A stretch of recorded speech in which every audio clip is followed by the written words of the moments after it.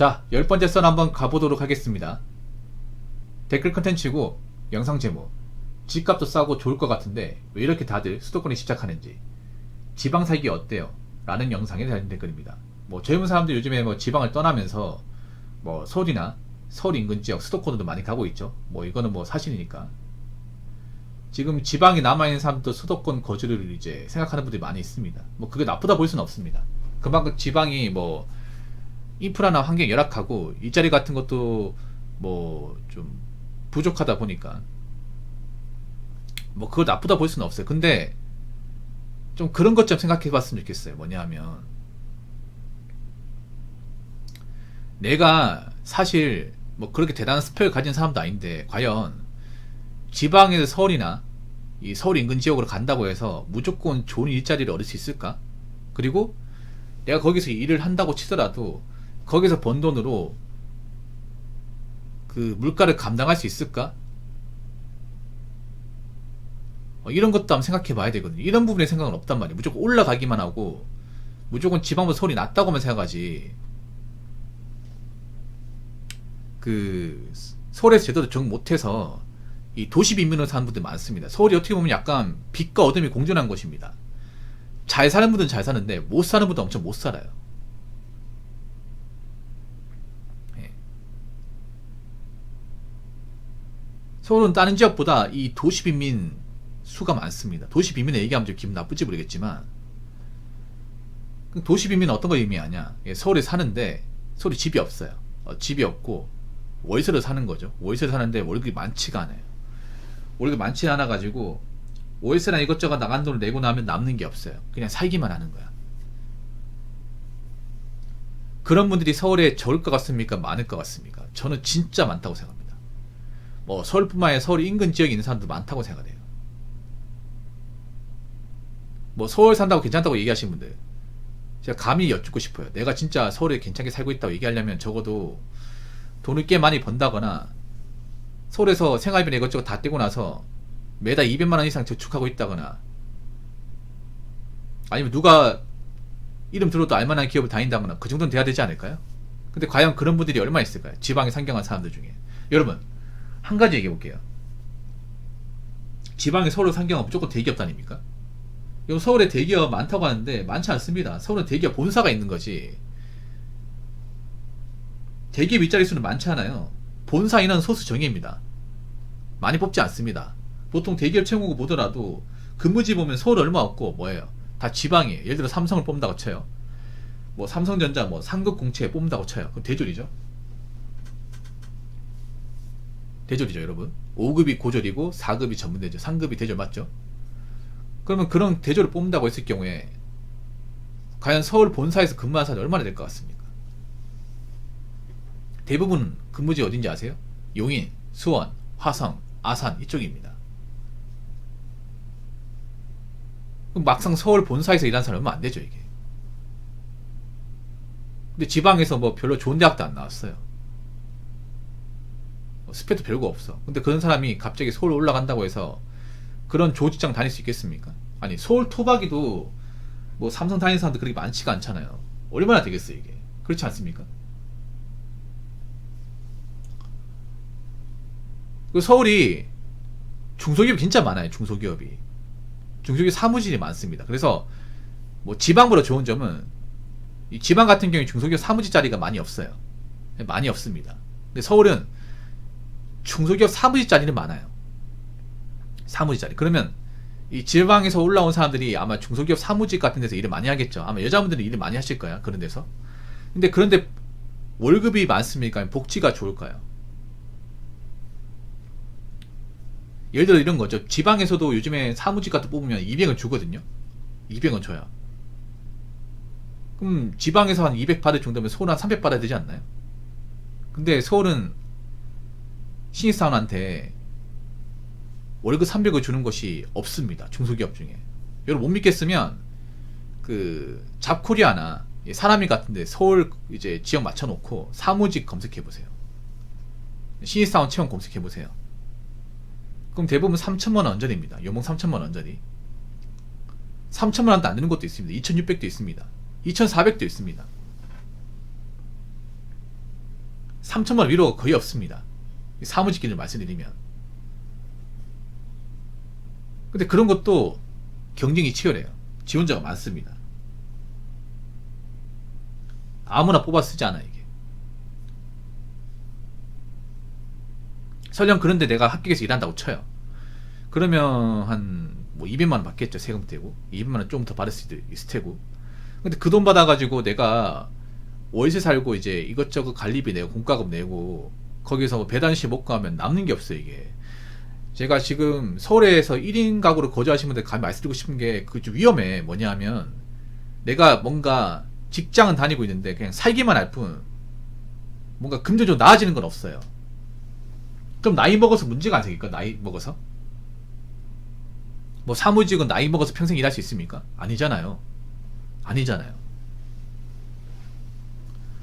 서울에 그런 다른 일자리가 많은 거 인정할게요. 배달이나 뭐 대리운전 일자리 많은 건 인정할게요. 근데 그렇다고 옛날처럼 막 엄청 많냐? 그것도 아니에요, 여러분.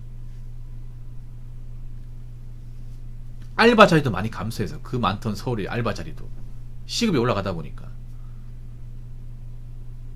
서울 살면서 쿠팡 일하는 사람도 많이 있어요, 이게 진짜로. 왜 쿠팡 일하는 걸까? 쿠팡 일이 힘들다는 거 알잖아. 돈 적다는 거 알잖아. 근데 왜 가는 걸까요? 알바 자리가 많았으면 안 갔겠죠. 안 갔을 거 아니야 이게. 근데 없으니까 가는 거죠. 없으니까. 그래서 뭐 서울에 잘 사는 분들은 뭐 안 드셔도 됩니다. 서울에서 내가 막 괜찮은 직장 다녀가지고 돈 많이 벌고 돈 잘 모으고 있다, 인정받고 있다, 그러면 뭐 상관없습니다. 근데 그렇지 않은 분들, 서울에 살고 있지만 뭔가 재정적으로 나아지지 않는 분들, 나이만 차고, 그런 분들한테 묻고 싶어. 어차피 결혼 못 할 거 아니에요. 혼자 살아야 되잖아요. 내가 지금 모인 돈도 없는데 그냥 그렇게 혼자 산다고 해서 나중에 문제가 안 생기는지 한번 생각해 보세요. 여러분 그거 한번 생각해 봐야 돼. 지역을 떠나가지고 내가 지방에 살건 서울에 살건 간에 내가 돈이 모이는 게 없잖아요. 이거 심각한 겁니다, 여러분. 우리가 직장을 다니고 돈을 벌었으면 뭔가 모이는 게 있어야 돼. 뭔가 모이는 게 있어야 이 자본주의 사회에서 뭔가 보다 나은 꿈을 꿀 수 있는 거 아니에요, 여러분? 보다 넓은 집 이사 간다거나 아니면 뭐 청약을 넣는다거나 아니 집을 산다거나 뭔가 보다 나은 희망을 꿈꿀 수가 있잖아요. 근데 서울은 솔직히 말해봐요. 서울은 집값 더 비싸잖아요. 그럼 돈 더 많이 모아야 되는 거 아니에요? 지방보다? 그렇지 않습니까? 맞잖아요, 여러분. 뭐 서울에서 봐야 전셋집 같은 거 많이 하려면 지방보다 훨씬 더 많이 모아야 되잖아요. 근데 돈을 더 모으지 못하는 사람도 많이 있어요, 이게. 그럼 그게 과연 괜찮은 걸까요, 그게? 앞으로 서울은 이제 올라간 사람이 많아가지고 월세 수요가 많아지면 당연히 월세 가격도 올라갈 텐데, 월세 가격이 올라가는 만큼 직장 임금도 같이 올라갑니까? 그건 아니잖아요. 그러면 서울에서 내가 나는 돈도 모으고 살아가려면 본업도 있어야겠지만 부업도 같이 해야 돼요. 부업도. 그러니까 일 끝나고 나와가지고 뭐 배달 뛴다든지 해가지고 부수익을 많이 만들어야 됩니다. 그렇게 안 하면 답이 없어 이게. 그러니까 무조건 서울 산다고 뭐 내가 부모님하고 떨어져 있으니까 서울이라는 어떤 대도시 살고 있다고 우쭐대지 마십시오. 물론 잘 사는 분들이야 괜찮겠지만 그런 분들 생각보다 많지 않을 겁니다. 이게 생각보다 많지 않아요. 결국 내가 서울 살고 있지만 뭔가 돈이 모이는 게 없으면 잘 살고 있는 게 아닙니다. 이게 내가 서울 살고 있는데 수도권 살고 있는데 달에 100만 이상 못 모은다면 이거 문제 있는 겁니다. 문제 있는 거예요. 문제 많은 거예요. 자, 댓글 한번 읽어보도록 하겠습니다. 문제는 없는 것들이 지는 원룸서 거지같이 살면서 지방 어떻게 사냐 이 짓거리 하는 거 있어요. 올라간 애들 보면 돈이 없으니까 쩔쩔 매더라고요.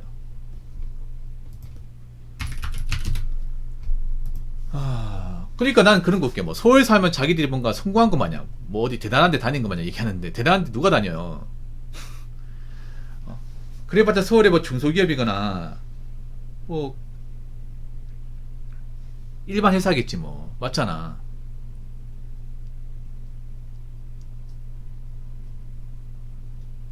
오히려 난 지방에서 이제 일 다니고 하는 사람보다 이 서울에서 이 직장 다니는 분들한테 얘기하고 싶은 게 더 정신 차리고 다녀야 돼. 왜냐, 내가 고향에서 출퇴근하면 근데 부모님이 있잖아요. 어? 예를 들어서 내가 뭐 고향에서 일을 한다고 치면 부모님한테 의지해가지고 부모님하고 같이 살면서 뭐 생활비 같은 거 줄일 수가 있잖아. 맞잖아요. 월급이 적어도. 그러면 돈이 모이잖아요. 근데 서울 같은 경우에는 나 혼자지 않습니까? 뭐 내가 생활비가 모자르다. 누가 도와줄 사람이 없잖아요. 다 뜨내기 아닙니까? 모르는 사람들이잖아요.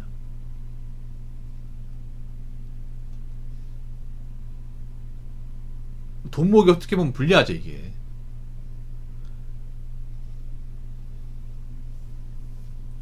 그리고 나이 먹고 한번 생각해봐야 돼요. 나이 먹고 한 10년 지나가지고 나이 먹고 한 30대 후반 뭐 40대 초반 돼가지고 서울에 거주하는 사람하고 뭐 연고에서 이제 계속 직장 다니는 사람 비교해봐야 돼. 얼마나 많이 변했는지.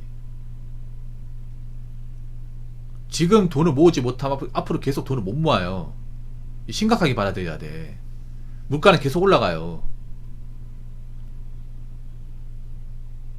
지금 버는 돈만 가지고 감당되겠냐고 이거. 그래서 오히려 서울에 사는 분들이 더 경각심을 가지고 정신 바짝 차리고 살아야 돼. 악자까지 살아야 된다니까. 옛날에 우리 그 지방에 있던 분들 서울 가가지고 일만 했어. 일만 쉬는 날 없이. 어떤 일을 가지고 일만 했어. 그러니까 자리 잡은 거예요. 단지 내가 서울에 일하면서 그냥 오라비 따져가면서 직장 하나만 다니면서 여유 부리 살잖아요.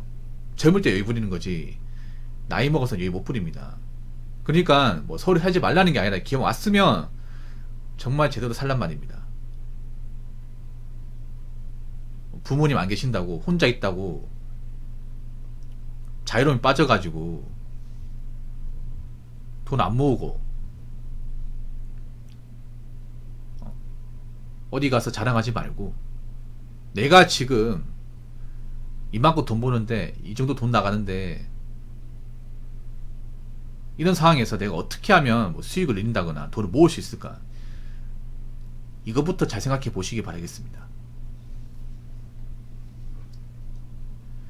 자, 이상으로 10번째 썰 마치도록 하겠습니다.